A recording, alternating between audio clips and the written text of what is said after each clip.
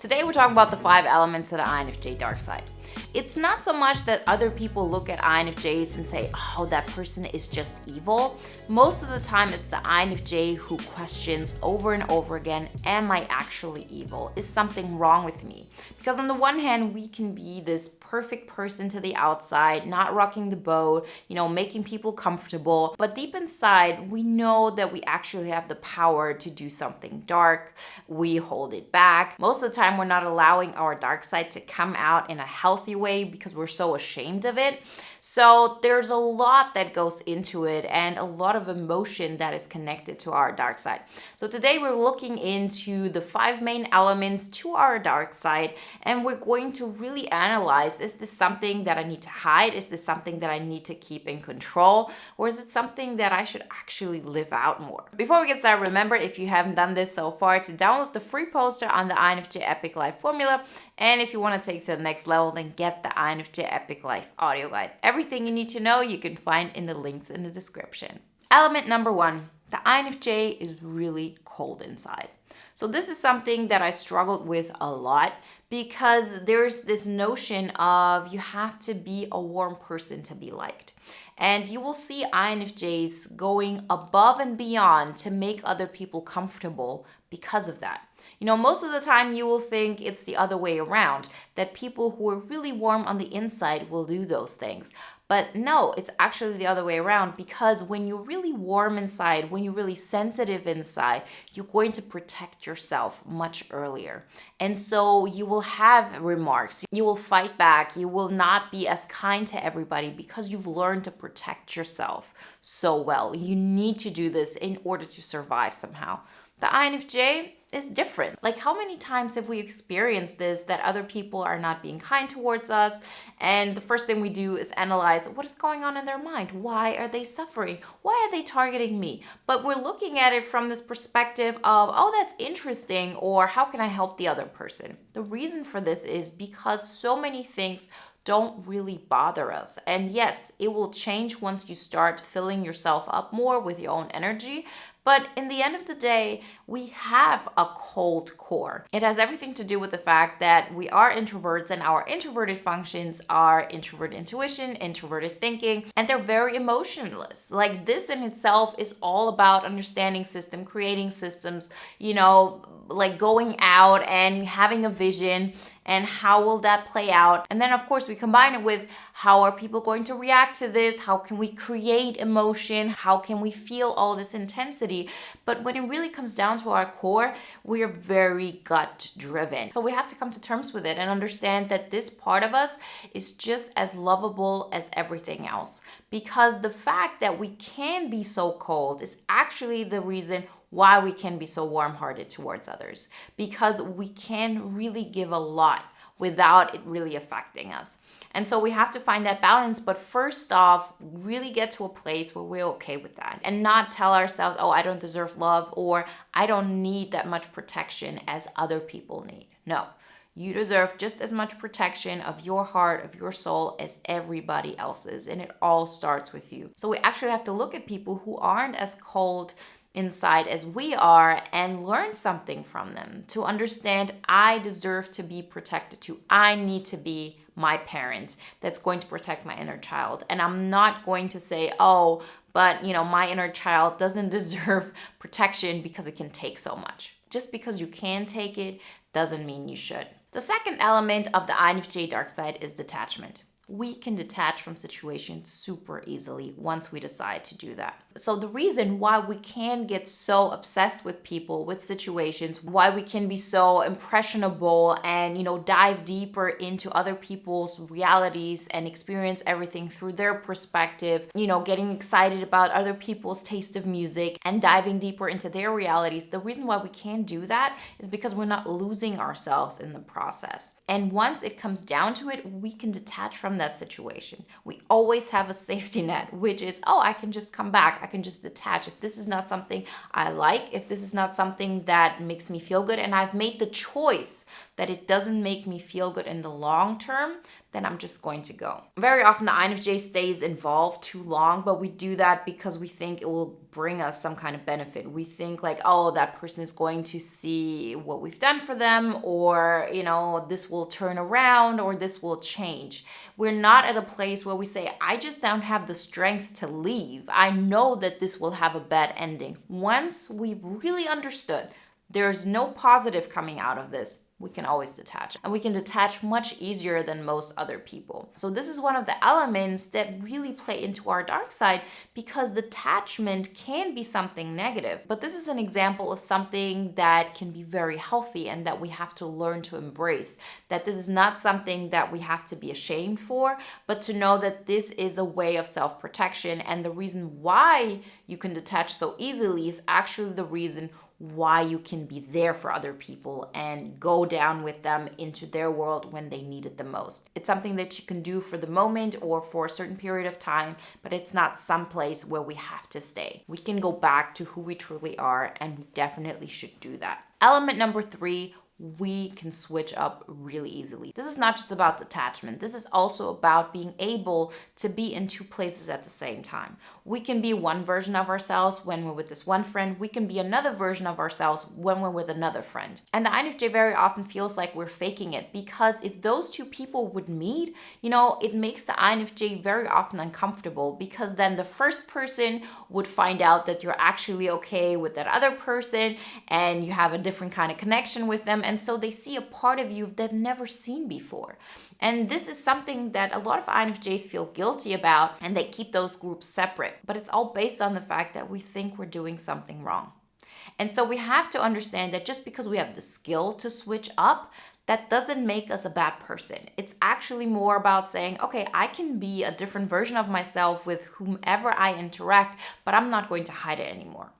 If it comes up and I should, bring those groups together because that's just, let's say your birthday and those people come together, then let that be. Let those chips fall where they may.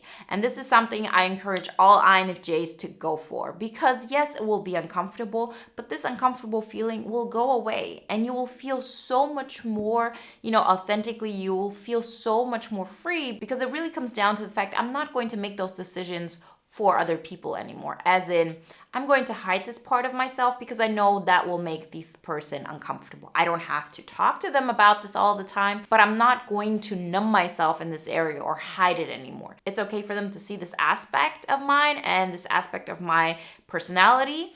And then it's on them to decide, can they deal with it or not? And you will see people will have a strong reaction, because most of the time you're right. Like, there is a reason why you've been hiding this from them.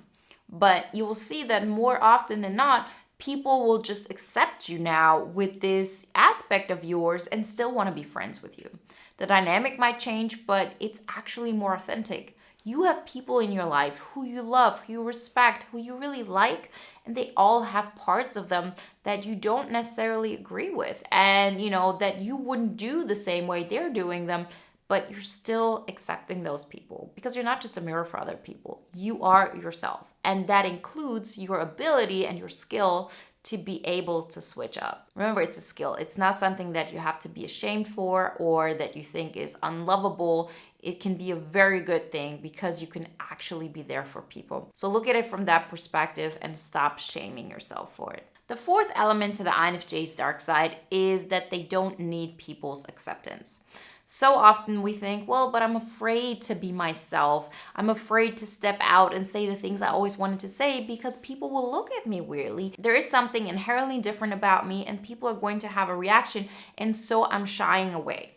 Trust me, the fact that you can actually think about it, that you can consciously, go through the steps is already a sign that you can deal with this rejection.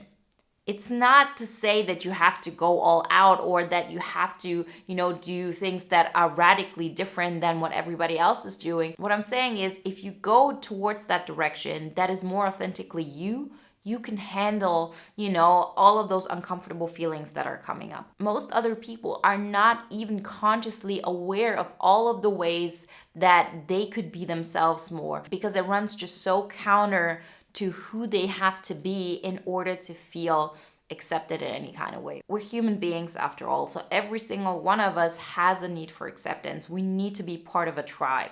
That's how we're made up. That's how our ancestors needed to be in order to survive. If you're not part of the group, you're going to die. So we all have that reaction. We all have that part of our cognitive makeup. It's just that some people have it stronger than others. And INFJs are really the kinds of people who can deal with being different.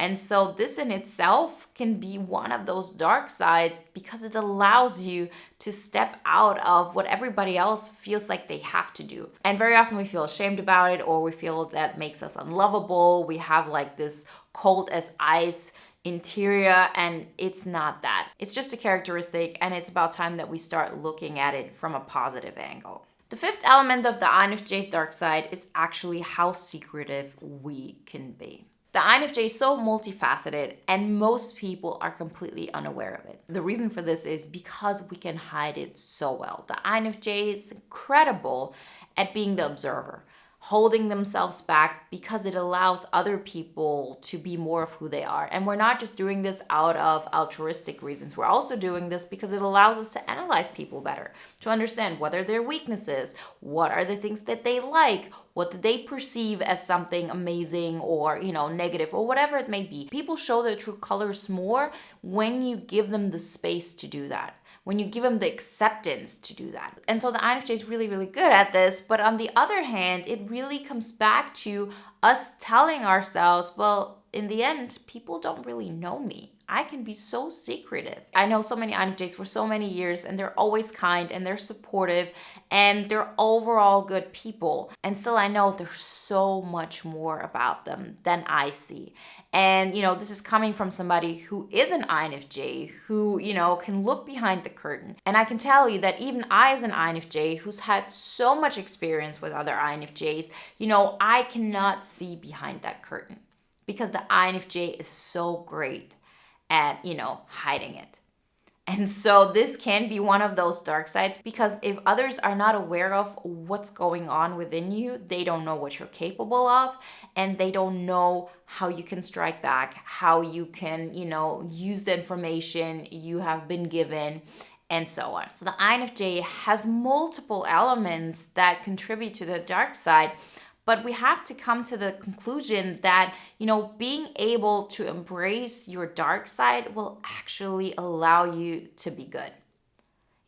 It's not the person that is non-aggressive, that, will allow others to do their thing and is just kind over and over again that's going to, not only succeed in the world, but really create good things. Because if you are a weak person who doesn't have any dark sides, who doesn't have anything bad within them, it will lead to you being walked on over and over again. It's actually the person who embraces their dark side that then can act in a healthy way, that can then act in, an assertive way, and can make sure that you're creating good altogether. So I encourage you all to look into your dark side, to accept more of it, to look at it from a positive perspective, that it's just a healthy part of our identity. Because if it wasn't part of you, you wouldn't be aware of those things. It's time we start integrating it back into ourselves. We've pushed it out long enough. Let's embrace it back and come back to the full version of ourselves that can create amazing things in this world, not just for themselves, but for others. Remember, if you want some more guidelines how to get that process started in, creating that full version of yourself, creating the INFJ Epic Life of your dreams, then check out the free poster on the INFJ Epic Life formula. And if you want to go much deeper and start taking action today, then get the INFJ Epic Life audio guide. Everything you need to know you can find in the links in the description. And if you want to watch another video now that is in alignment with today's topic, then watch the video Why a True INFJ is So Extremely Dangerous.